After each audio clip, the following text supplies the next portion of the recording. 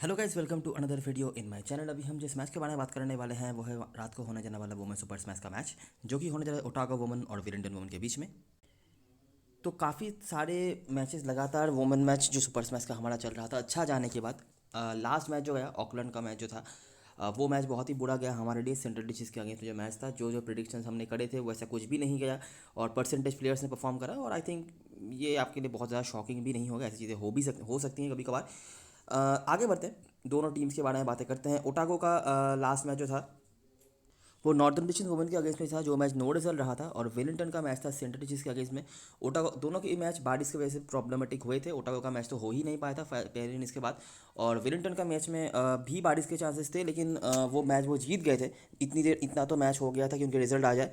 और वहाँ पे बॉलिंग उतनी अच्छी नहीं हो पाई थी, उनके बारिश का इफेक्ट्स हो सकते हैं या जो भी हो। जहाँ पर सेंट्रल डिस्ट्रिक्ट ने हाईएस्ट ओपनिंग पार्टनरशिप का रिकॉर्ड कुछ बना दिया था, एटकिंसन और नाटाली डॉट ने 50 वगैरह बना के रखा था। तो वो एक मैच था जो बहुत ही रेयर आपको देखने मिलता है। वेलिंगटन की बॉलिंग बहुत स्ट्रांग होती है, तो उनकी अगर जो सेंट्रल डिस्ट्रिक्ट की टीम जैसे टीम भी अगर मतलब विदाउट एनी लॉस 100 के ऊपर बना रही है और अच्छा स्कोर भी उन्होंने बनाया था तो ओवरऑल भी, तो वो थोड़ा सा शॉकिंग हो जाता है। हालांकि मैच जीतने में कोई तकलीफ नहीं हुई और वेलिंगटन के जो विन स्ट्रीक हैं वो अभी भी कंटिन्यूड हैं। ठीक है।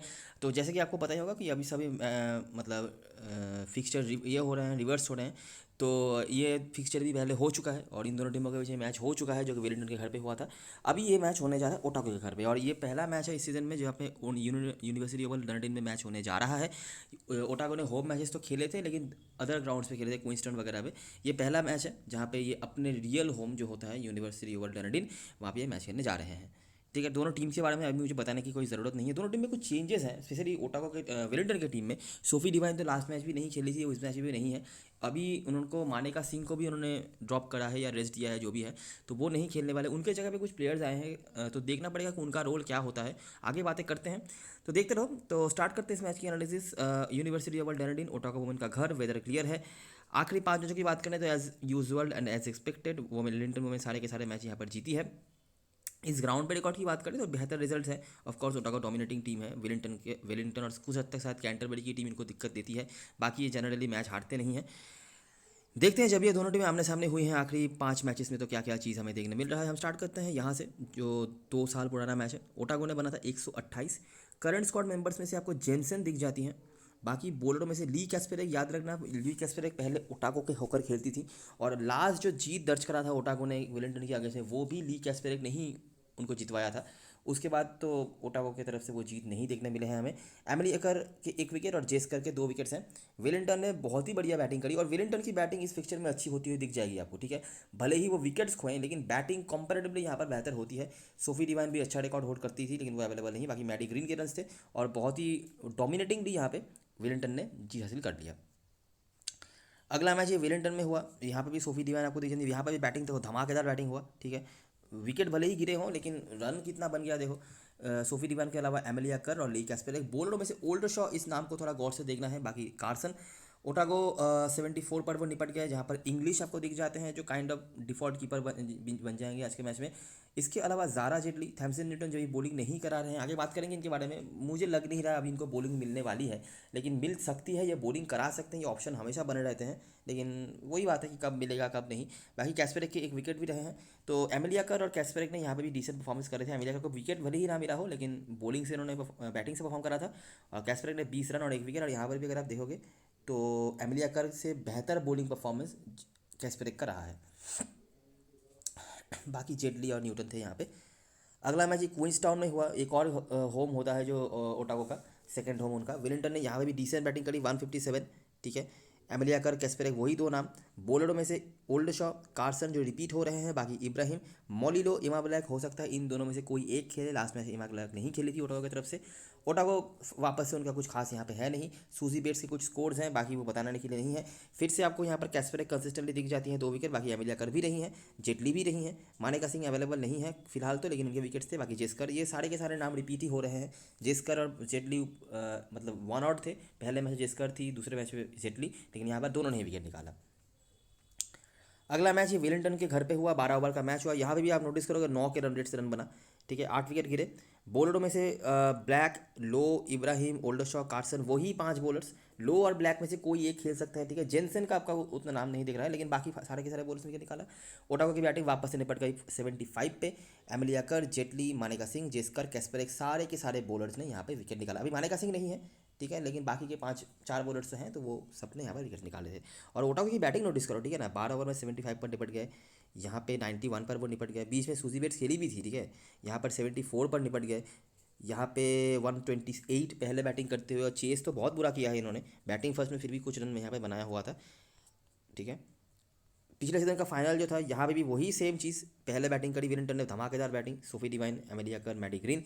बॉलरों में से कार्सन, ब्लैक, बाकी जो बॉलर से ओल्ड शॉ, इब्राहिम वगैरह यहाँ पे नहीं आए। जेंसन और बैटिंग की बात तो छोड़ ही दीजिए, बैटिंग तो कुछ भी नहीं है। सूजी बेट्स एक नाम है जो नोटिस कर सकते हैं आप, कुछ भी परफॉर्मेंस नहीं है उनका।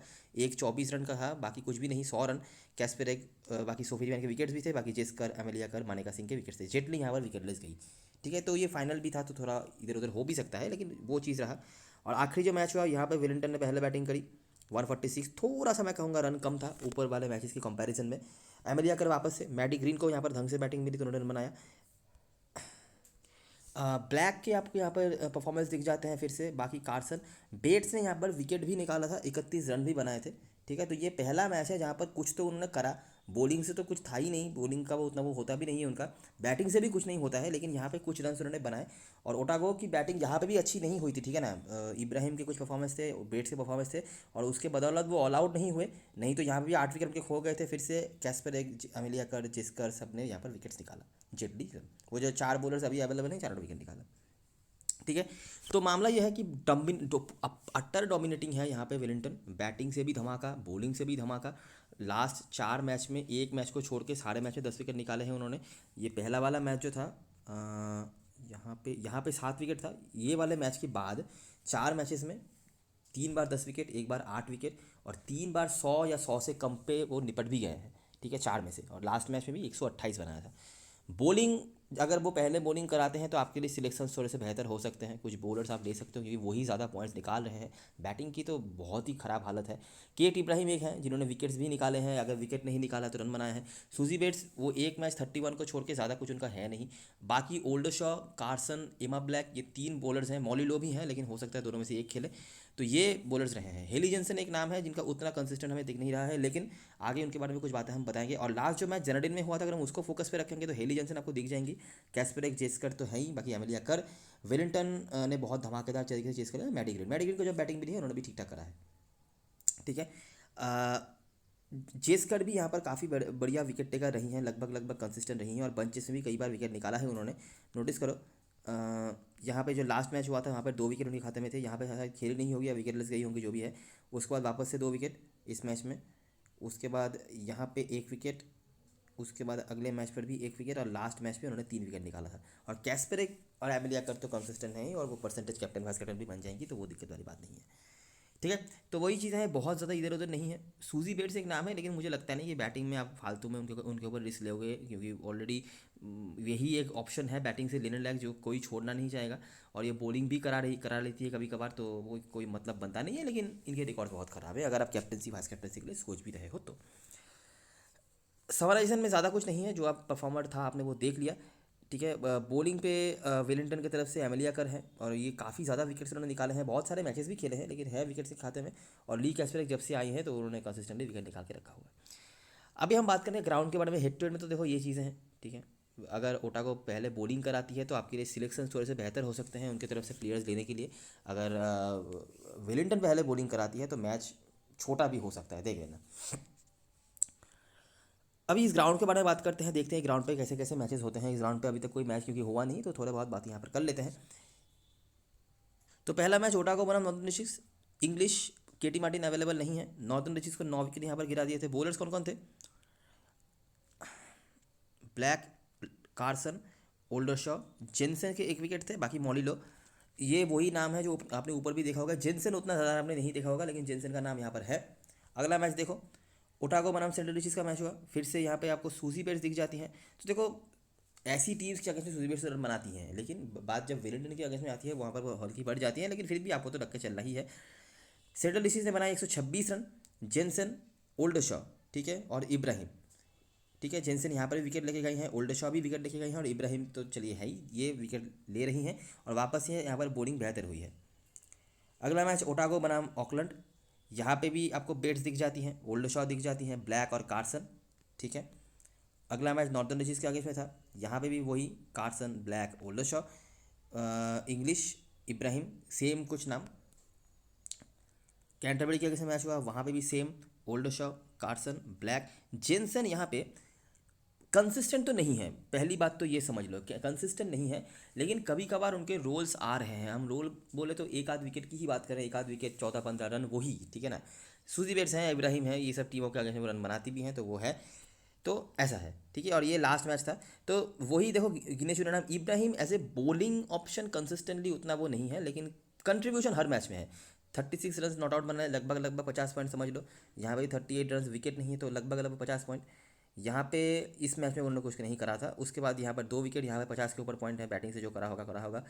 उसके बाद इस मैच में शायद वो खेली नहीं होगी, हाँ ये इस सीज़न में वो खेली नहीं थी, ठीक है। अब बाकी बॉलरों में से जो ओल्डरशॉ, कार्सन, ब्लैक, जेनसन, ये 4 यहाँ से आपके लिए हो गई। इब्राहिम, ऊपर से सूजी बेट्स, पॉली इंग्लिश, ये 7 प्लेयर्स हमारे शॉर्ट लिस्ट में हैं और ये 7 प्लेयर्स के बीच में ही आपको भी लेके चलना है, बराबर। अच्छा, अभी हम आ जाते हैं प्लेइंग 11 की तरफ, और ग्राउंड की चीज़ें ये हो गई, ठीक है। ओटागो डोमिनेटिंग रही है, सिर्फ वेलिंगटन के आगे से भी हारते हैं, बाकी जीत ही जाते हैं जो भी टीम हो सामने, चाहे वो कैंटरबरी ही क्यों ना हो। और ये कुछ परफॉर्मर्स हैं जो आपने देख लिया होगा। प्लेइंग 11 की बात करते हैं, तो वेलिंगटन की तरफ से थैमसन न्यूटन और यहाँ पे रिबेका बर्न्स ओपनिंग कर सकती हैं। उसके बाद मैडी ग्रीन अभी ऊपर आ रही हैं कभी कभार बैटिंग करने, और वैसे भी मुझे लगता है इस फिक्चर में आपको इनको इंपॉर्टेंस देना भी चाहिए, ठीक है। थैमसन न्यूटन के बॉलिंग के चांसेस हो जाते हैं हमेशा ही हर मैच में, लेकिन उनको बॉलिंग नहीं दी जा रही है और मुझे लगता नहीं आगे जाके दिया भी जाएगा। लेकिन एक चीज़ है, मैं बताता हूँ आगे। उसके बाद कैस्पेरिक है, मैकफैजन नीचे भी आ सकती हैं, मतलब जेस्कर को ऊपर भेजा जाता है कभी कभार, तो इसीलिए। बाकी केटलिन किंग, निकोल बेट, जारा जेटली, जेस्कर। लास्ट ये जो स्लॉट है, डियाना डाउटी या बेथ मोलोनी या बेथानी मोलोनी, जो भी इनका नाम है, इन दोनों में से कोई एक खेल सकते हैं। अभी मैं कुछ बातें बताता हूँ, सुन के जाओ। एमिलिया कर, कैस्पेरिक, जारा जेटली, जेस्कर, इनके 12 ओवर्स कहीं नहीं, 16 ओवर्स, ठीक है, इनके 16 ओवर्स कहीं नहीं गए। बाकी के बचे 4 overs, Caitlin King, Nicole Baird, और ये जो बॉलर का स्लॉट है ये ख़त्म कर देंगे। इनमें से डाउटी जो है, डाउटी मैंने, अगर आप हमारे पुराने व्यूअर्स में से होंगे पता होगा, डाउटी पुराने जो मैचेस होते थे ना, वहाँ पे वो कंसिस्टेंटली अच्छा करते थे, ठीक है। लेकिन रिसेंट टाइम्स में उनको खेलने का मौका नहीं मिलता है, जब से जेस्कर आई हैं उनको बिल्कुल भी खेलने का मौका नहीं मिलता है। लेकिन ये जब भी खेलती थी ना, ये काफ़ी फिक्चरों में हाईएस्ट विकेट टेकर भी हुआ करती थी। अभी देखो फिर से वही एक वन आउट मैच है, पता नहीं किस तरीके से टीम यूज़ करेगी, यूज़ करना भी पड़ेगा या नहीं पता नहीं, क्योंकि 16 वर्ष हम यहीं पे ख़त्म होते हुए देख रहे हैं। लेकिन ये एक चीज़ है, अगर आप चाहो तो नोटिस कर सकते हो, ठीक है। डाउटी एक अच्छे ऑप्शन बन सकते हैं अगर आपको स्पेस मिले, या फिर आप चाहो किसी की जगह पे चांस लेके कंसिडर करना चाहते हो तो आप कर सकते हो। केटलिन किंग भी एक ऑप्शन है, इनको भी विकेट लेना आता है बंचेस में, ठीक है, लेकिन ऐसा कोई कंसिस्टेंट कुछ नहीं है, और स्पेस के बाद कभी थोड़ा इशू हो सकता है, तो इसीलिए हम कंसिडर नहीं कर रहे हैं। लेकिन हाँ, ये बॉलिंग ऑप्शन है। और याद रखना, कुछ दिनों के बाद T20 वर्ल्ड कप के लिए बहुत सारे प्लेयर जो है मेन प्लेयर, जैसे कि ये जो नाम मैंने बताया यहाँ पे, एमिलिया कर, कैस्पेरिक, जेस्कर, मैडी ग्रीन, ये सारे न्यूजीलैंड की टीम में जुड़ने वाले हैं। तो उस मैं उन टाइम्स के लिए यहाँ पे काफ़ी सारे नए प्लेयर्स को मौका भी दिया जा रहा है और प्रैक्टिस भी कराई जा रही है मैच प्रैक्टिस के लिए। तो किसी को भी कहीं भी ज़्यादा से ज़्यादा अपॉर्चुनिटीज़ मिल सकते हैं। जैसे निकोल बेट को आप देख रहे होंगे, रिसेंटली 2-3 ओवर मिल रही है। उसके बाद लास्ट मैच में केटलिन किंग को भी बॉलिंग मिली थी, वो भी अलग बात है, कुछ नहीं कर पाए थे, लेकिन ऐसे ऐसे चीज़ें हो सकती हैं, ठीक है। तो अगर ये जो ऑप्शंस हैं जहाँ पे हम एक आध ओवर की कंसिडरेशन रख रहे हैं, वहाँ पर अगर इनको एक से भले 2 या 3 ओवर्स मिल जाए तो आप शॉक्ड मत होइएगा, ठीक है। बाकी हमारे टीम में जो जो प्लेयर ज़रूर से होंगे, एमिलिया कर, कैस्पेरिक, मैडी ग्रीन और जेटली, ये जेटली नहीं, जेस्कर, ठीक है, ये 4 मस्ट हैव है। बाकी ऑप्शंस हैं जेटली का, इन दोनों में से किसी एक को ले सकते हो, क्योंकि हिस्ट्री कहता है कि वेलिंगटन की बैटिंग अच्छी हुई है इस फिक्चर में, इसी हिसाब से। और अगर आप चाहो तो दोनों को भी ले सकते हो, या फिर दोनों में से किसी एक को, और बाकी बॉलरों में से वो डाउटी का मैंने बता दिया। ये 3-4 ऑप्शंस हैं, अगर आप एक्स्ट्रा कोई प्लेयर लेना चाहते हो तो आप देख सकते हो। ओटावा की तरफ से सूजी बेट्स और ओलिविया गेन ओपनिंग कर रही हैं। उसके बाद Polly English, Ibrahim, Blakely, Leydon Davis, Bella James, Hella Jensen, Carson, Oldershaw और मॉलिलो ब्लैक में से कोई एक भी खेल सकता है, या फिर यहाँ पे ये जो बैटिंग का स्लॉट है ये मिडिल ऑर्डर, जहाँ पे लेडन डेविस, बेला जेम्स खाली की मतलब ये खाली हर मैच में फील्डिंग ही कर रही हैं। तो अगर इनके जगह पे किसी एक को ड्रॉप करके टीम एक्स्ट्रा बॉलर खिलाना चाहे तो वो भी पॉसिबिलिटी है, लगता नहीं मेरे को, लेकिन अगर चाहे तो वो पॉसिबिलिटी है। तो जो प्लेयर्स यहाँ से आपको लेने हैं, तो सूजी बेट्स को छोड़ने का कोई मतलब नहीं बनता स्मॉल लीग में। इब्राहिम इंग्लिश डिफॉल्ट कीपर बन जाती है। उसके बाद हेली जेंसन, कार्सन, ये जो तीन ऊपर हो गए, हेली जेंसन, कार्सन, ओल्डरशॉ, ब्लैक, इन चारों में से तीन को होना है। इनमें से मेरे प्रेफरेंस की अगर आप बात करोगे तो मैं कहूँगा पहले तो ओल्डरशॉ है, ओल्डरशॉ के रिकॉर्ड्स काफ़ी अच्छे हैं ग्राउंड पे भी वहाँ पे भी। उसके बाद कार्सन, उसके बाद ब्लैक या जेंसन में से किसी एक को लेकर चलो, ठीक है। या फिर आप मतलब ओल्ड शॉ को कंसीडर कर सकते हो, ब्लैक को मस्टली रख सकते हो और कार्सन और जेंसन में से कर सकते हो, ये भी कर सकते हो। या फिर आप यहाँ से 7 प्लेयर्स, विलिंगटन के 4 प्लेयर्स, ये भी कर सकते हो। तो ये कुछ मतलब शफलिंग्स हैं जो मैं आगे आपको दिखा भी दूंगा, जो आप कर सकते हो, उस हिसाब से आप टीम बना सकते हो, ठीक है। यहाँ पे बहुत ज़्यादा कुछ नहीं है, हम इन प्लेयर्स को इसीलिए रखना चाहते हैं क्योंकि ये कहीं कंसिस्टेंट नहीं है एक आध प्लेयर को छोड़ के, और हमें सबसे कुछ ना कुछ पॉइंट्स की उम्मीद है। इनमें से हेली जॉनसन जैसे कि बैटिंग क्वेश्चन दे देंगी आपको, कार्सन, ओल्डरशॉ, इवा ब्लैक तो मेन बॉलर हैं ही, ये चारों ही मेन बॉलर हैं वैसे तो उस हिसाब से, ठीक है। कैप्टन वाइस चॉइस की बात करें तो ओटावा की तरफ से इब्राहिम, सूजी बेट्स के आसपास लोग जा रहे हैं। उसके बाद कार्सन, ओल्डरशॉ, ब्लैक जो मैंने बता दिया, और ब्लेकली को लोग अभी ले नहीं रहे, और जेंसन वो ऑप्शन है जो आप देख सकते हो। जेंसन हेड टू हेड में उतना खास नहीं है, लेकिन जो लास्ट मैच और इस ग्राउंड पे भी ओवरऑल अगर आप देखेंगे तो जेंसन अच्छा कर लेती हैं, कुछ ना कुछ पॉइंट्स वो देती हैं। विलिंग उधर से एमिलिया कर कैस्पर कैप्टन वाइस कैप्टन है, वैसे भी काफ़ी लोग हैं। उसके बाद जिसकर मैडी ग्रीन और जारा जेटली, यही लेने लायक प्लेयर्स भी हैं, ठीक है। इसके अलावा जो मैंने बता दिया थैमसन न्यूटन का, मैंने बता दिया डाउटी का, ये कुछ ऑप्शंस हैं। मैकफेरियन जैसे कि जो कीपर हैं, वैसे तो बैटिंग से कुछ मिल नहीं रहा उनको, लेकिन कीपिंग से बहुत पॉइंट देती है क्योंकि सामने वाली टीम में बहुत कीपर्स हैं, स्पिनर्स हैं, जो बहुत कॉट बिहाइंड वगैरह के चांसेस बनाते हैं, एक स्टंपिंग के चांसेस बनाते हैं, तो उस हिसाब से उनको पॉइंट्स काफ़ी मिल जाते हैं, ठीक है। तो ये मेरा बेसिक स्ट्रक्चर है। यहाँ से जनता क्या कर रही है मैं बता दूँ। जनता ओल्ड शॉ की तरफ कतई नहीं जा रही है। हेली जेंसन और कार्सन, ब्लैक अगर खेलते हैं तो शायद ब्लैक की तरफ भी लोग चले जाएं। हालांकि मेरे को समझ नहीं आ रहा कि यहाँ पे ब्लैक को कैसा लेंगे, शायद ओल्ड शॉ की जगह पे ले भी सकते हैं। जेटली को तो मैंने वैसे भी ड्रॉप किया हुआ है। ये जो लास्ट स्लॉट है, आप अगर चाहो तो यहाँ पे रेबेका बर्ड्स को ले सकते हो। अच्छा, एक प्लेयर के बारे में बताना चाहूँगा, वो है बेला जेम्स। देखो क्या है कि Wellington as a bowling side बेहतर है, ठीक है। मैं बहुत ज़्यादा पॉइंट्स की बात नहीं कर रहा, लेकिन अगर आप चाहो तो इनके ऊपर चांस ले सकते हो। ये उतनी बुरी बैटर है नहीं, ठीक है। अगर इनको ढंग से बैटिंग मिल जाती है, अच्छा कर लेती हैं और नहीं तो जो ट्रेंड है उस हिसाब से विलिंगटन के जो ओपनिंग बैट्समैन है यहाँ पे रेबेका बर्न्स, थॉमसन न्यूटन, आप इनके साथ भी जा सकते हो। तो वो आपके डिसीजन से आप देख लेना, ठीक है। ये लास्ट बैटिंग स्लॉट आपके ऊपर छोड़ता हूँ मैं, आप जो मर्जी कर लेना।